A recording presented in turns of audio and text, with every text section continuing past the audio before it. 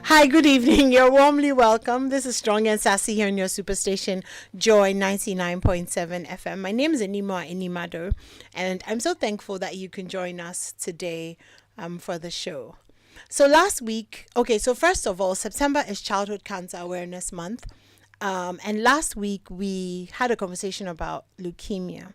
We spoke to Elizabeth, who lost her son Jason, and then we also got into a project that is being set up to support parents and support the whole process, when it comes to leukemia. However, it is Childhood Cancer Awareness Month, so we'll be, talking about other aspects of childhood cancer, and next week we'll have a conversation on some of the other kinds of cancers that children get into, how you can support families that are going through this thing, how you can give back and all of that. So we're talking about cancer this month actually, and next month as well, because next month is Breast Cancer Awareness Month. But last week so many of you texted and you said that you were really moved by Elizabeth's story, but she didn't finish it. So you kind of knew the end, but you didn't know what happened, how it got to that point, how she survived, and how she's still here. So tonight we want to do that. We want to bring a certain sort of closure to the story. For you, of course, never for the family. I don't think you ever get over that. But for those of you listening who want to know, how it ended, and for those of you who've texted, to ask how she's coping, how she's able to have these conversations a year after, and all of that.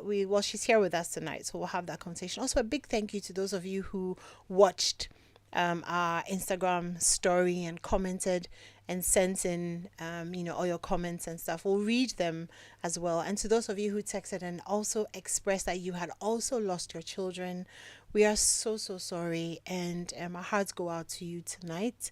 And this show is for you. Tonight's show is for you. So welcoming back Elizabeth, who's currently one of my favorite people, Stubborn Academy, and truly a very resilient and strong woman. Welcome back. Thank you very much for having me again. Thank you so much for coming tonight. So,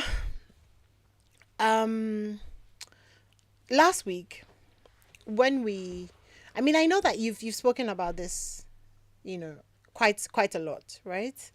But how do you feel usually when you finish an interview and you kind of have to go back, into your mind and remember details and look at pictures and then, we finish an interview, it's, oh, thank you so much, talk to you later, you get in your car, you drive. What does that feel like? Well, to be fair, last week was my very first interview after the facts. So I think I had a very quiet drive back home. Usually when it happens like that, my mind really goes blank. I try not to think about anything. I just either call my siblings and we talk, or I just go quiet, listen to music, go home straight to bed. Okay. So that's what you did? That's what I did. Quiet drive home. Straight to bed. Straight to bed. Are you able to sleep? Do you have like insomnia sometimes? For sleeping, I don't think, I'm unable to sleep, but I try to rest. And the thing is, when it happened, I think for 3-4 months straight, sleeping was very, very difficult. Mm. And I remember at the time I wasn't around, so I would soak myself in work. I would work, 12 hours, shift, come back, repeat. Sometimes I'll be awake, they'll call, are you available? Somebody talk, I'll still put myself. So I wasn't really talking about it. I wasn't addressing it. I wasn't sleeping. I just went straight to work, and then that was it for me. Currently, I sleep better than I used to. At least I get in 6 hours, but it's usually after 12, 1. Then I have to wake up by 5:30, 5. But at least it's better than when it started. Than it used to be. Yes. So you would say that slowly it's getting better. Slowly. Excuse me. It's okay. Slowly. Getting better. Slowly. Between, like, when you close from work and when you fall asleep, what do you do? Nothing. Okay. Nothing. It's either I'm playing with my son or I'm talking to my sisters. I speak to my sisters a lot. Okay. Either on my way home, I'll call my sisters, we'll talk. I speak to my sisters every single day. Okay. So we'll talk, drive home, get home, speak to the kids, how was the day, and then I go into my bed Okay. just like that. So you're not alone. No, I'm not alone. You're surrounded. I'm always surrounded. I Do you- told you, I you- told you last week. Yeah, do you think it's intentional? For the house, my siblings are not in the house, but I come from a family that is really, really close. Okay. So, physically, they may not be around me, but they're always on call with me. We're always chatting. We're always doing things together, but online. So, I may not see them physically, but I'm constantly on video calls with them. Okay. Yes, my kid keeps me entertained all the time. So, Okay. Okay. So it's I think I was worried about empty spaces. I have a lot of empty spaces, You have which I don't like for people to invade the okay. empty spaces. But I have horrible friends too, because anytime they realize that I shut down, I used to be very chitty chatty. I would pick the calls. We would do a long call. Now I see the calls coming in and I don't want to pick up. I usually get downtime. I don't want to talk to anybody. I don't. So anytime my friends see that, they'll keep calling. They will keep calling until I pick up. And I have this group of friends that anytime they don't hear from me consistently, the next minute they are showing up. Wow. They're just there. They are just there. They refuse to go. But to be fair, I've known them for 18 years. So Yeah, they've earned the right to terrorize to you show like up that. whenever they want. Whenever they want. Yes. Okay. So Okay. I think that clear. Those were my personal questions, by the way. I do have lonely times, very quiet times, because I'm not there. Go, let's go here. Once in a while, we'll step out, but usually once in a month, once in 2 months. But aside that, Fridays, I'm usually off work. Fridays, I don't go anywhere. When my son goes to school, I'm inside the house till night. Sometimes I don't even see my front door. That's how bad it is. Oh wow. Yes. Wow. Okay, so we also didn't we thought Jason was your only. No. Okay, so we didn't know that. So he has an older or a young? A younger one. I have two amazing boys. One in heaven, I always say, and the little one here. And the little one was his bone marrow match. It was his donor. Oh. Yes. Yeah, he was the match for Jason. So we took his bone marrow sample. We tested it. It was a match, and then at the time he was one. Wow. I know. I know. Which means that at some point in the journey, going back and forth and all of that, you were pregnant. So when I started the journey 2021, I found out I was pregnant. I was long gone. I think somewhere March or April. That's when I found out I was pregnant. Okay. And I think one of the things one of the doctors said that you need to have another baby. Is this the only child? I said yes. You need to have another baby. I said okay. So we got busy. Yeah. Yeah. Yeah, and surprise, he was here. I didn't even know about him. I didn't even know he was coming. I just started feeling very nauseous, and I'm like, eh. I checked, and he was there. He was there. So December, coincidentally, December of 2021, the day I had him, 14 December, was the same day Jason received his last intensive chemo. Okay. So you do the intensive chemo for 1 year, and then they taper it, and then you start with once monthly. So that 14th was the last day Jason took doxorubicin. That's the last medication he took, 14 December 2021. And then you had. And then I had his brother. Oh wow. Yeah. So they knew each other for a little bit. Yes, they did. For about 3 years, if I'm. They did. But when it got chaotic, my son, the little one, had to live with my big sister. So he's my big sister's baby. He's my big sister's last born, because he sees my big sister, he would choose to run into her arms, mommy. Yes, for me, I am Araba, but she's mommy, because it was in her hands that he turned one.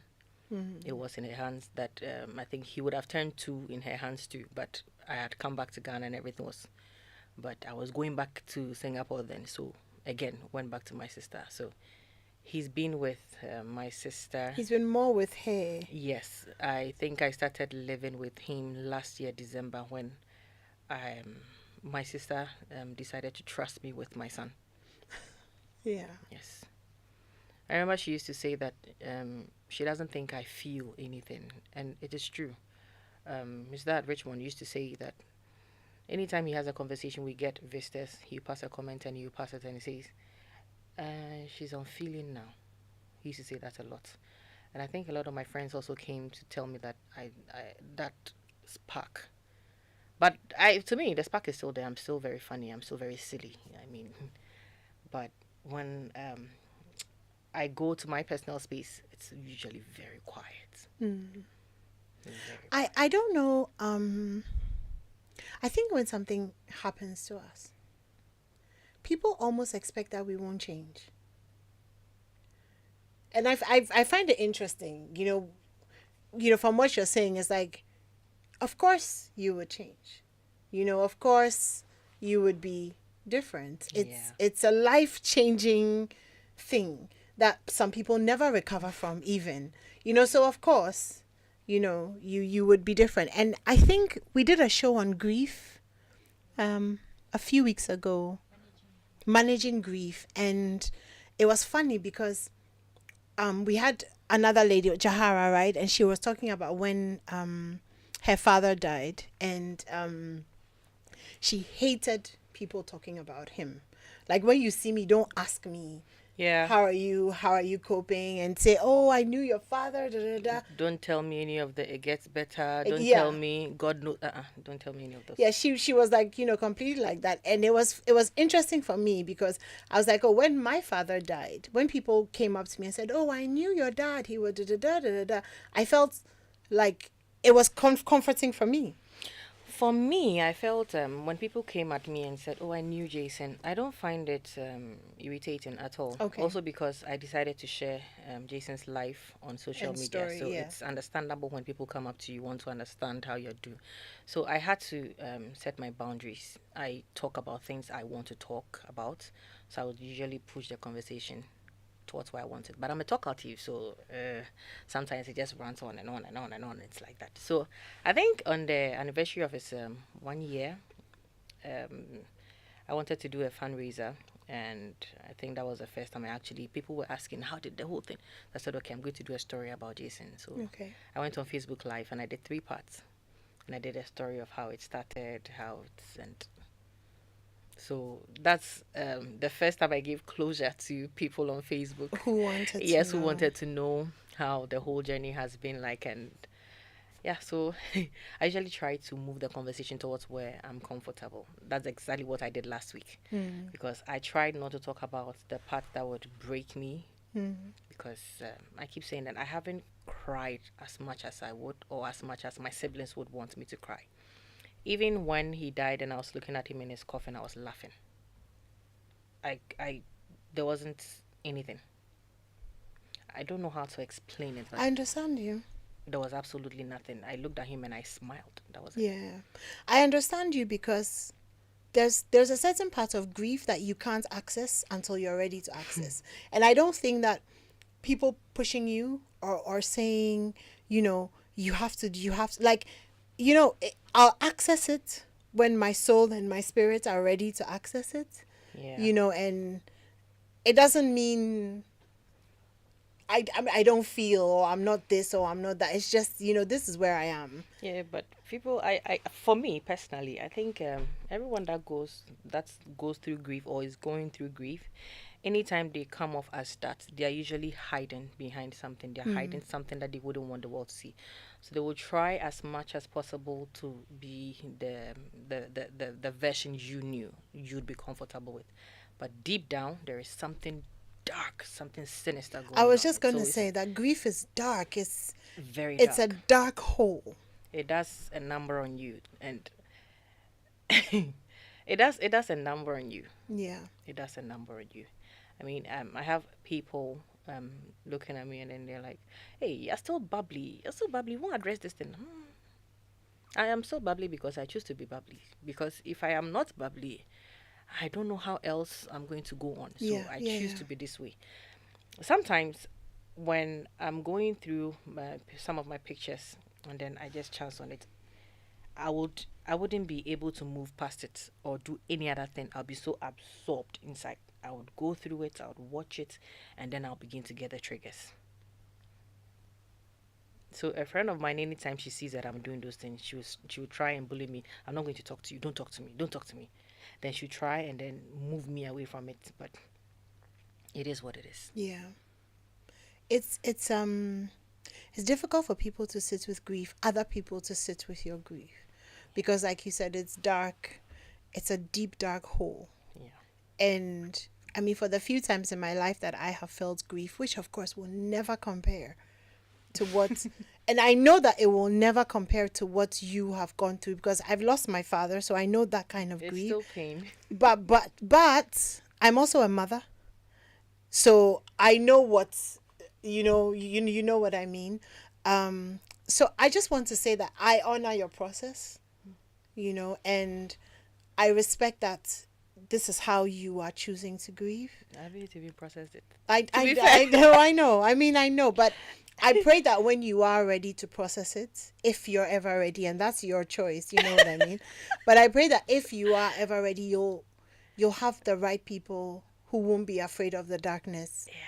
Who can walk you through it and bring you out. Yeah. You know what I mean? Back Yeah. into. Coincidentally, this morning on my way to work, because of the construction on the Tema motorway, it's now like crazy traffic. Okay. So on my way to work, I called a doctor friend. She's basically my psychologist. And she says, Araba, I've told you, go and see a professional. And I'm like, no, you have to listen to me. And then she says, you need to talk about it. I said, If I talk about it, I have to talk about some things I don't even want to address to even myself. Yourself, yeah. She says, no, you need to speak to somebody. So yes, I have the people. All I have to do is, but Stubborn Academy, of course. No, I mean, I think you'll be ready when you're ready. I'll be ready when I'll be ready. Yeah. But I don't think I'll ever be ready. And that's fine too. As long as your son is able to get the best from his mommy. That's the tricky thing. Yeah. It will come at you like a storm. Yeah. If you refuse to address it. I didn't think a year after I would feel some type of way. But these days, the slightest thing, I get so triggered. I get so triggered. You won't even believe it. I'll be so triggered, and like I said, I see the photos and I go deep inside and I'm unable to come out. So I think because I haven't actually had that specialist talk, but I've had a lot of people that have walked the same journey. They've been there for me 24/7. I haven't had a time where I'd say I was alone with my thoughts, even though I'm still alone with my thoughts. Yeah, of course, even in a room full of people. Yes. Yeah.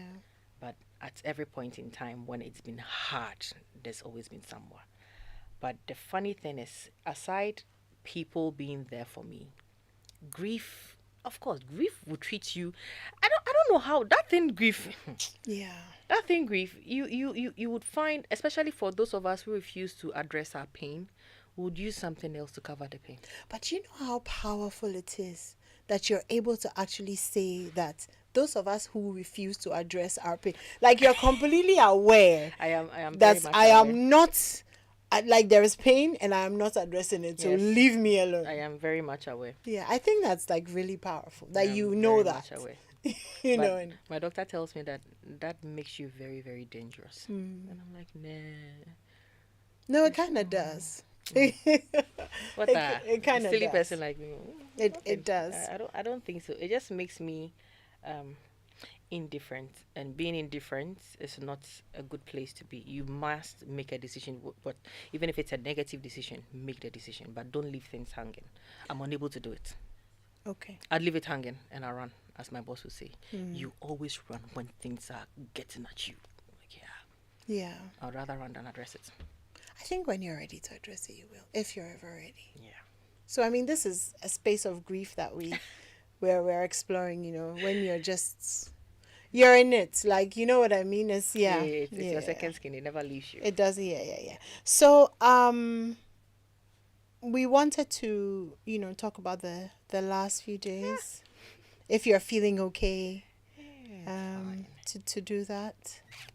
So I mean, last week we kind of left the story in Singapore, where of course there was all of that, miraculous, Yeah. James Bond moves, by the doctors to get, Jason his Yeah. surgery and, all of that. And Okay. So let me start from when we're told that it wasn't going to happen, and I called the doctor and I told her, and she says it's time. So the children hospital, they have social workers that if somebody's palliated, they would usually book tickets for you to go and explore, go on tours. So she came in and then she said, "What does Jason like to do most?" And I said, "He loves animals. So anything with a zoo, he would love it." And they said, "Okay." The next morning, we were off to the zoo, Singapore Zoo. So we went to the zoo. And one thing the hospital does, they would make sure you have a photographer to capture a lot of memories for you that they free of charge.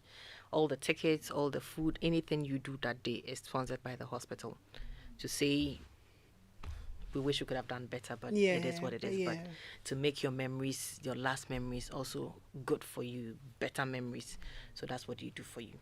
So we went and went to have fun at the zoo. We took a lot of pictures, and you've been told this, yet you still have to have fun with your child, and it's a very chaotic thing, battle that's goes on in the mind, and it's so how do you, like, you get the verdict, or whatever, and it's like, okay, we can't do anything, we can't help you, that, okay, I only have a few more days or weeks with my child, but I'm going out there. I have to put all those feelings aside. I have to look happy. I don't want him to see me cry, because he's gonna ask mommy, what's wrong? Mommy, are you okay? How do you even do that? I don't know how I did it. It's crazy. It is crazy. But I had to carry Jason to Singapore Zoo, not shed a tear, smile through it all, walk as though I wasn't going through anything, put my feelings aside, and then do it all. I just. And imagine we were 8 hours ahead, so by the time you're ready to talk to somebody, it's they're like asleep. You are coming to sleep, they are now waking up. So it was the never time differences. But I remember I called my big sister. I called her, and I think she had already heard that this is what had happened. And I said, "This is it." And she says, "Do you want me to come and get you?" I said, "Yeah." Sunday she was in Singapore. Oh, wow.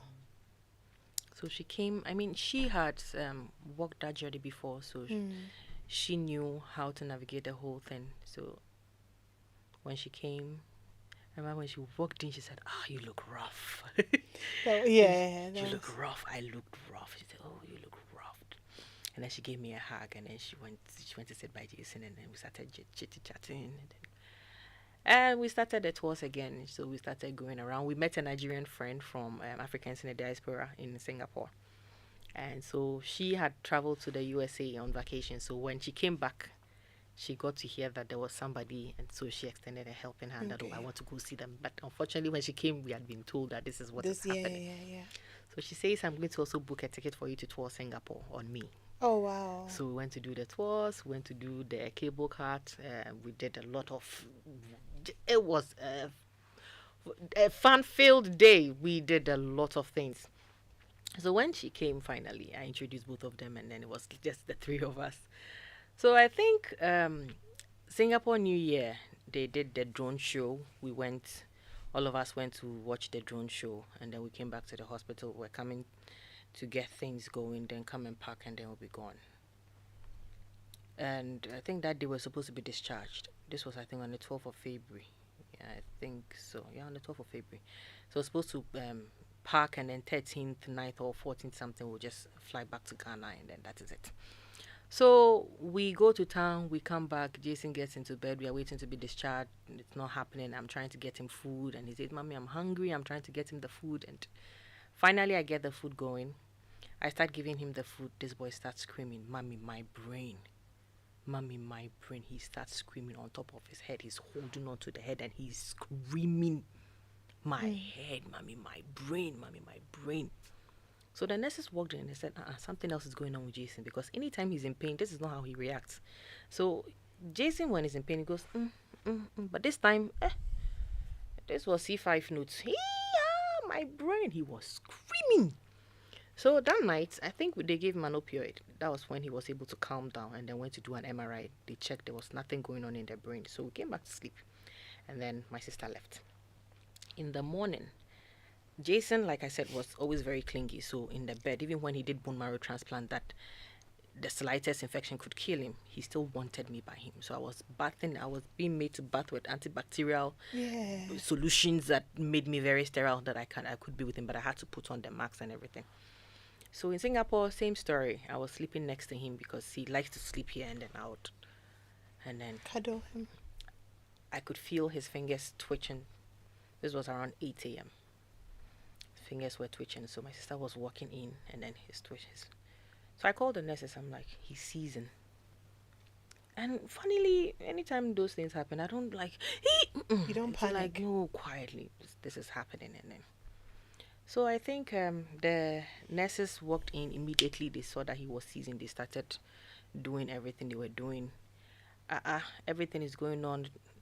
Before we could say, Jack, this boy is gone. What is going on? Wow. And then the palliative doctor comes in and she says, looking at the way things are going, they don't think he's going to wake up. So he's going to go like that and he's going to flatline. But they don't also want to force flatline. So they're just going to wait for him to naturally. And then, just like that, we're having a conversation on going back home. And within seconds, the whole thing turns around and he's going. And then they asked me, you need to call home and then get them to say their goodbyes to Jason, because it doesn't look like you guys will be flying to Ghana with him. You would be going with a box. I said, what is this? I started calling. Obviously, the time difference. 8 a.m. in Singapore is like... midnight. So I started calling. I started calling random people. If I call you, I'll tell you that, say goodbye to your boy. They said he's not coming back. So we're sitting down. We're just waiting for him to flatline, and then the morgue will come and carry him. The morticians will come and carry him to the morgue, prepare him, and then, And then I remember my sister used to, she would say that, how did we get here? Wow. So that day, I think on the 13th of February, he wasn't waking up. They had given him any medication. Obviously, they had told us that he was going to flatline. So the other lady comes, the Nigerian lady comes in, and then we tell her that we want to, and she says, come on, we need to get out of this mood. Let's go out. So we go out, two of us. We didn't know anywhere. We got lost multiple times, but we still kept going. Went to roam the streets of Singapore, just trying to make me stop thinking about anything that...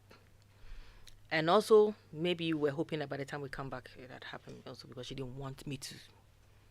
So she was hoping that we'll go and then it will happen, and then by the time we come back, it's... But we were back to the apartment, packing our things, and then the Nigerian lady calls. I think around that time when it happened, the night of the 12th, we were looking for a priest to give him the final rites, so that if he goes... We searched the whole of Singapore. We couldn't find a Catholic priest. Wow. And then, I don't know who told the Pentecost church that we were there. So they came to pray for him. And then they said, but I was born a Catholic. So we started looking for an Orthodox. Fortunately, the Nigerian lady called somebody and then she says, just down the street from the hospital, there is an Anglican church there. Let's see if we can get the priest. And unfortunately, he was just about to step out. We told him. He rushed to the hospital. Then he came to say a prayer. He looked at me and said, this boy will not go anywhere. We'll come back. I said, okay. And then we left. So 13th, everything is okay. We've given the final rites. We are expecting that he will flatline. And then we are in the house packing our belongings to go. Excuse me. We are in the house packing our belongings to go. And we get a call and she says, Elizabeth, come back to the hospital. Jason is awake. I like it. Says, come back to the hospital, he's awake. I said, okay. And then we rushed. As to how we got to the hospital, only God knows. We rushed to the hospital, we got there, I entered the door. And like I said, there was this thing I used to do with Gigi. I call him Gigi. Gigi, then you say, if I'm in the hospital with him and I'm sleeping in the other bed and he's in his bed. Gigi, just to make sure he's alive, Gigi, that was our national anthem, Gigi. So I entered the door, and it's also a double door. You enter the first one, it closes before you have to press another button before the second one. So the second one opened, and I said, "JJ." Then he turned around like this, "Mommy," and then he turned around again. I said, "God." Are you kidding me? After 2 terrible days. That's too So much. we go, we That's sit by way him. too much. Like, that's way too much.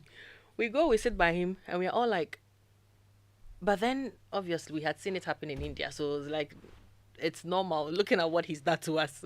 I looked at him, he says, "Mommy, I'm hungry." I said, "Okay." I think I made Milo for him, he drank it. And then we were just sitting around, we're packing. The doctors come in, they check him. They can't see anything.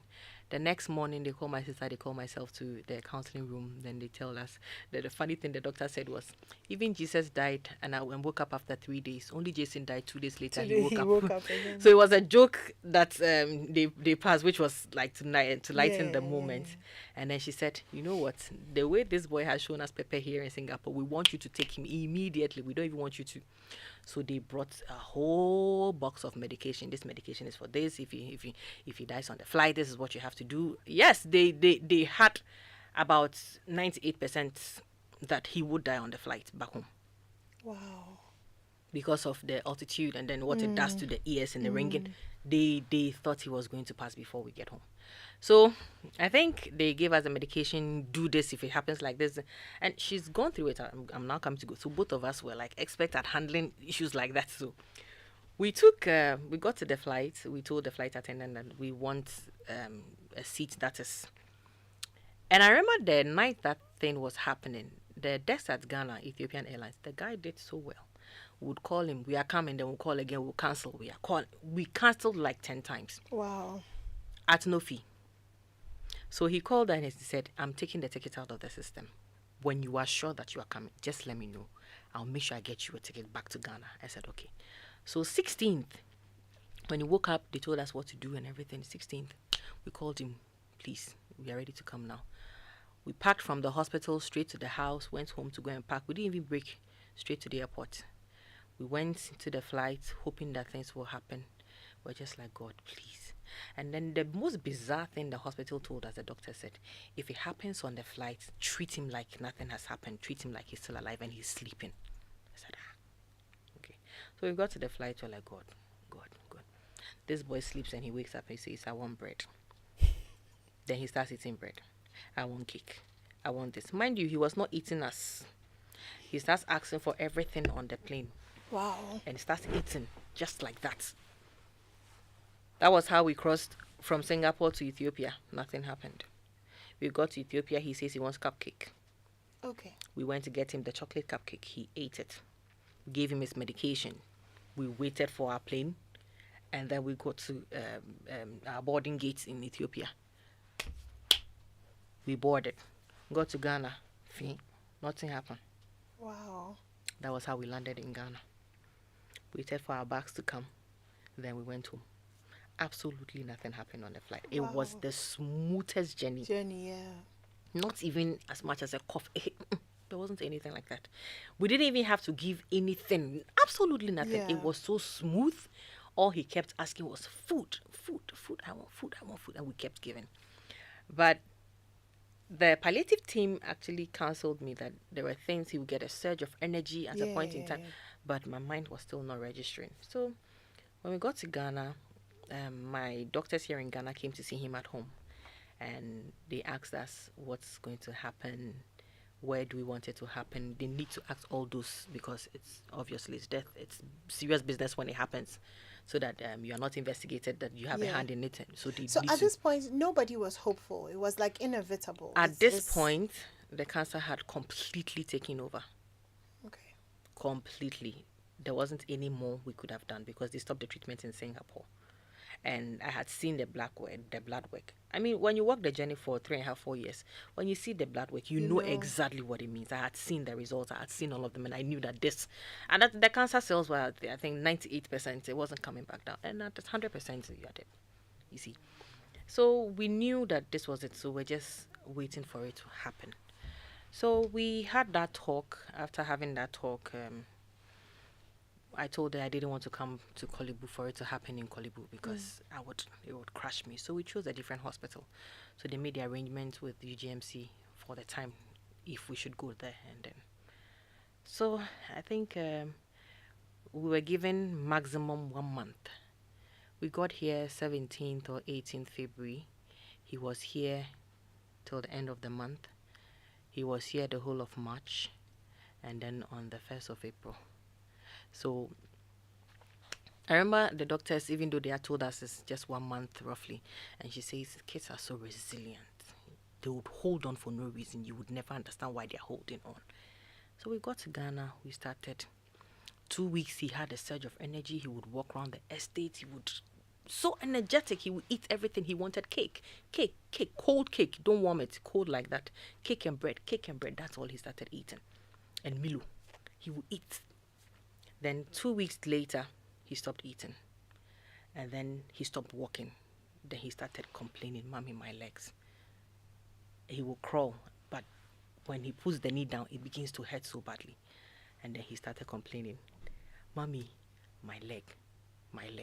So that was when he stopped walking. Middle of March.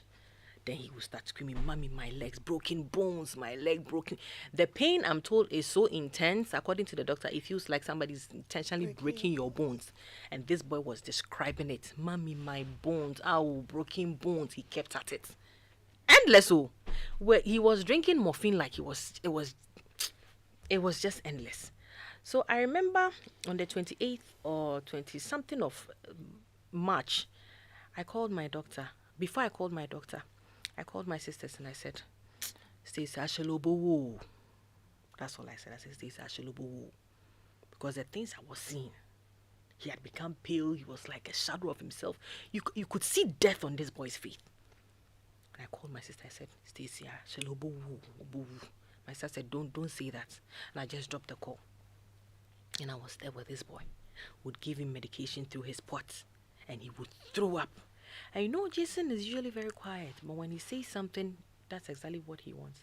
And the last day, 28th, when he vomited, he said, "Mommy, not feeling well. Take me to the doctor."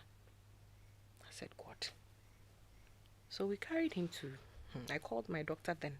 And I said, "This is it. The way he's feeling." And she says, "You need to go to the hospital. If you let this thing happen in the house, you would never be able to stay in the house. You need to go to the hospital."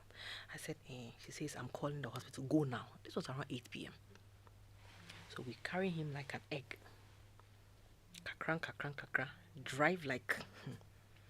Took him to UGMC. We got to UGMC. We're given a ward. We went to the room. And like I said, that was his life.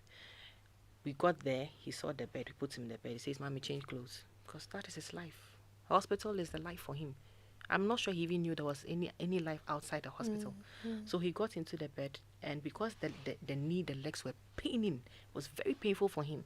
So would lift it and then would put a pillow beneath it so that he would, and we'll prop him with pillows, more pillows, or adjust the bed so that he's like sitting and sleeping at the same time. Then I gave him his tablet. And then he was watching it. And the sad part was that 2 weeks that he was in pain, I wasn't able to bath him. To change his diaper, even at that time. It's a lot of pain. A lot of pain. A lot of pain. So when we went to the hospital, the pain was now intense, really intense. We would give him medication. So I think on the 31st of March, if March has 31 days, on the 31st of March, I think the last day in March, it was a Sunday. And I called the doctor and I said, "The way he's in pain, I think." So we roamed the whole of Accra looking for a stronger opioid. And finally we got it and then we gave it to him. That night was the night I was able to change his diaper without hearing anything from this boy. It was so smooth. And I said, "Okay, let me clean him a little bit." And then I cleaned him and then he slept. So 1st April, as usual, we wake up in the same hospital. I clean him and then we clean our surroundings. I take a shower. And then I was sitting by him. My best friend and her siblings come there. They came with a priest. We came to pray for him and then we baptized him again and then they left. So around 11, I realized he was restless. He was saying, mommy. And then the doctors came for ward round. So when they came, I'm like, "Why is he restless? Is he close?" And the doctor said, okay. So the way he was tossing and turning, says, mommy, help me, mommy. He kept at it. It was like, so I went to the nurse's station. I said, can you give him oxygen? I don't like the way he's. So the nurse said, okay. Then she came. Then she put the oxygen on him. And then this boy was still at it. I said, okay, whatever is happening.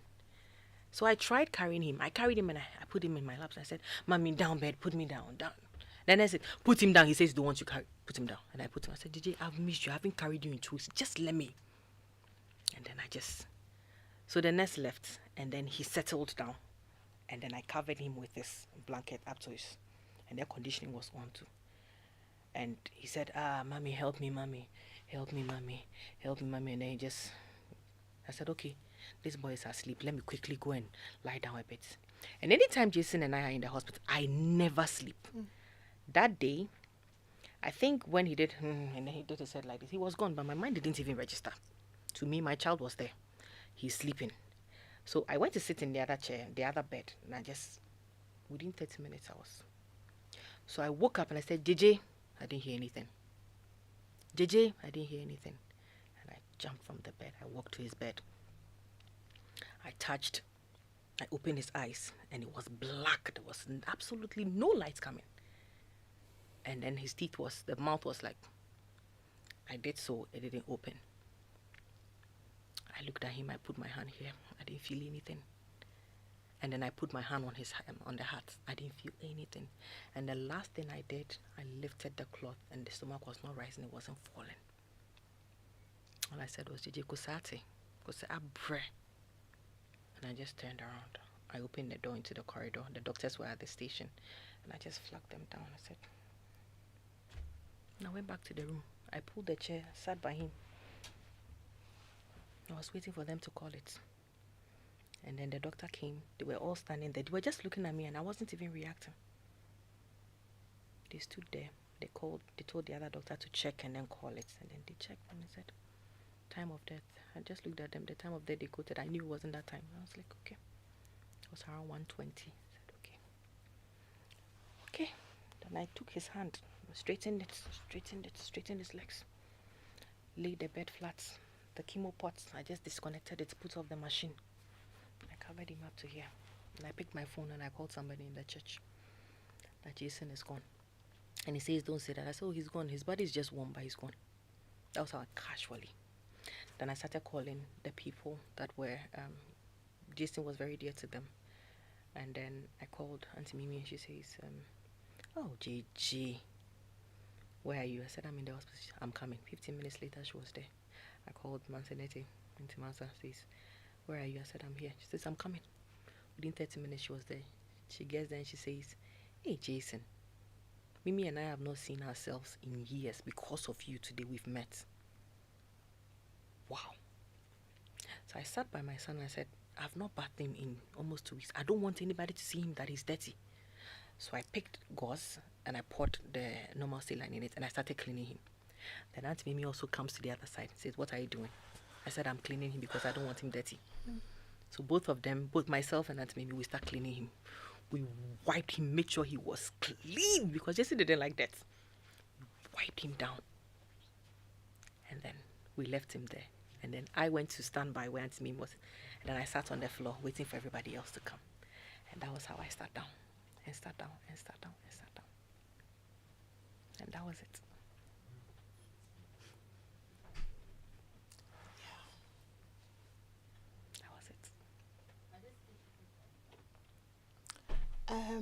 We're going to take a break, and we're going to take a break.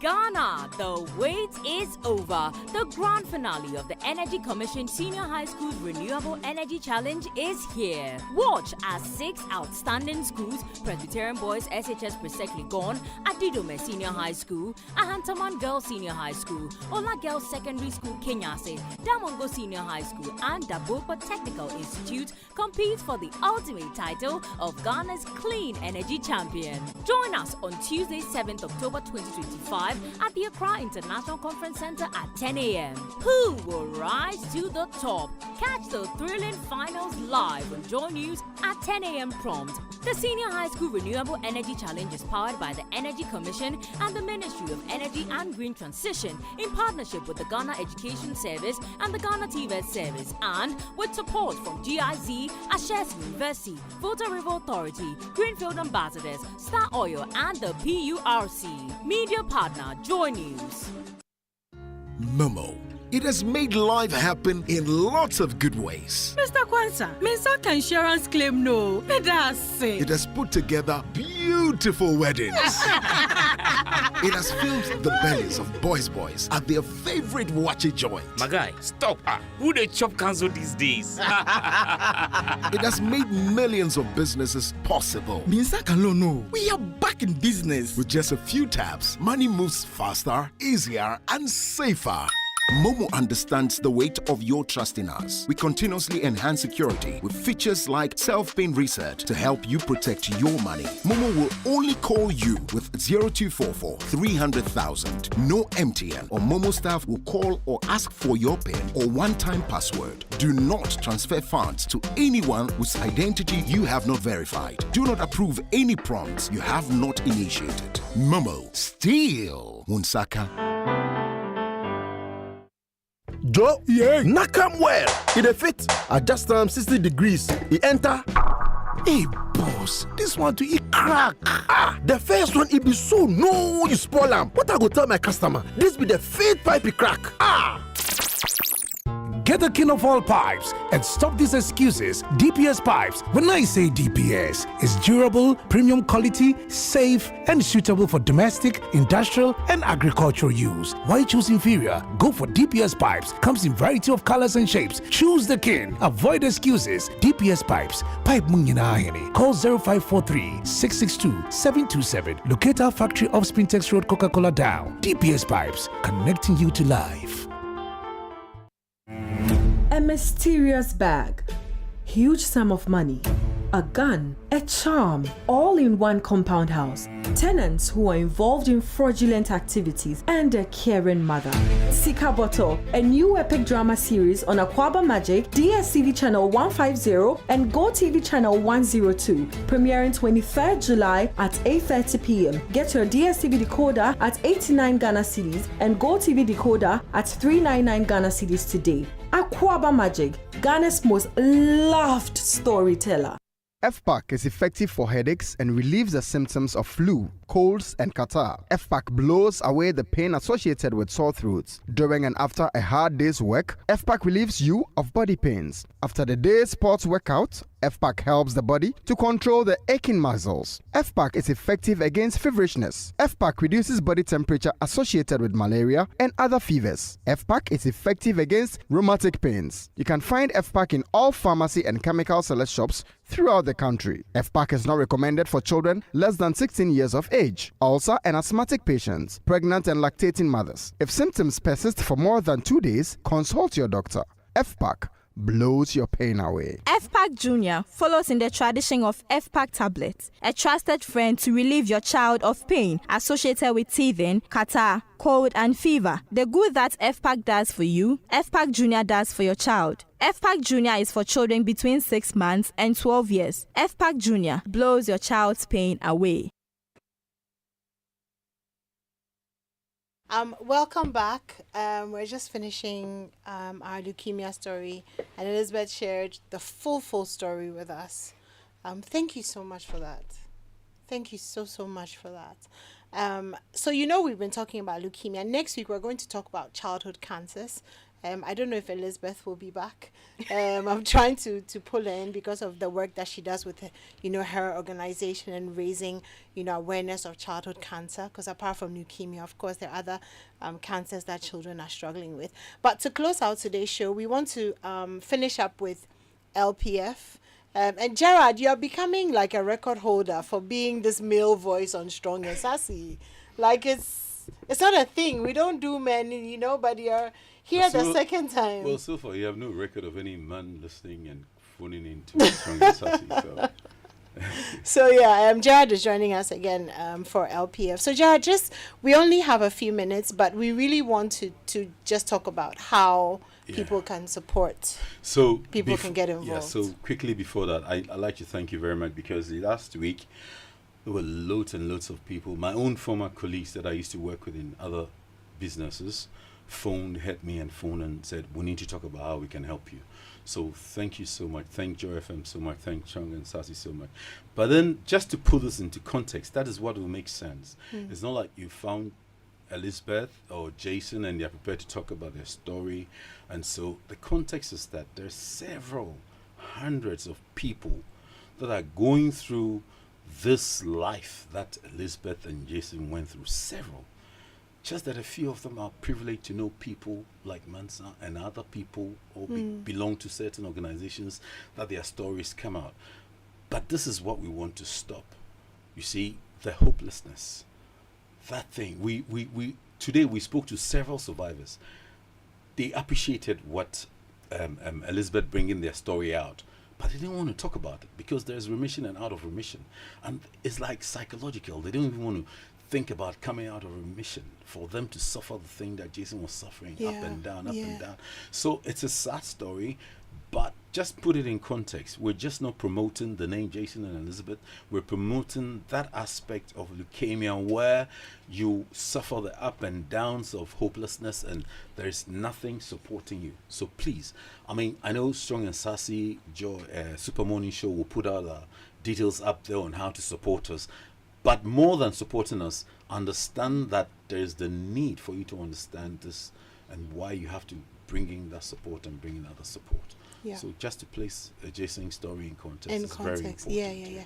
Thank you so much for that. So yes, we will put out the details of how you can get involved, and sponsor the whole project. It's a whole project, so that parents can come in with their children, have all their labs done, treatments in one place. If you remember, Elizabeth talked about the fact that there was no space on the wards and all of that. So just have a space where parents can be parents and be there for their children. I know there's also a project that be going on at Kolebu in the pediatrics as well, to put in more beds and more space. We'll talk about that next week. But we're going to put out the information. It'll be on my personal page as well. Animwaa Anim-Addo, Facebook, Instagram. I'll put out all the information. Please give support. Let's make a difference. It means a lot. So thank you so much again, Elizabeth. I feel like I'll see you next week, Bob. Thank you so much, Gerard. Thank you so much to everyone who's given, everyone who's reached out, everyone who's supported. We really, really appreciate you. My name is Animwaa Anim-Addo. Thank you to the news team for giving us 1 minute. Handing over to the 8 o'clock. Thank you so much and good night.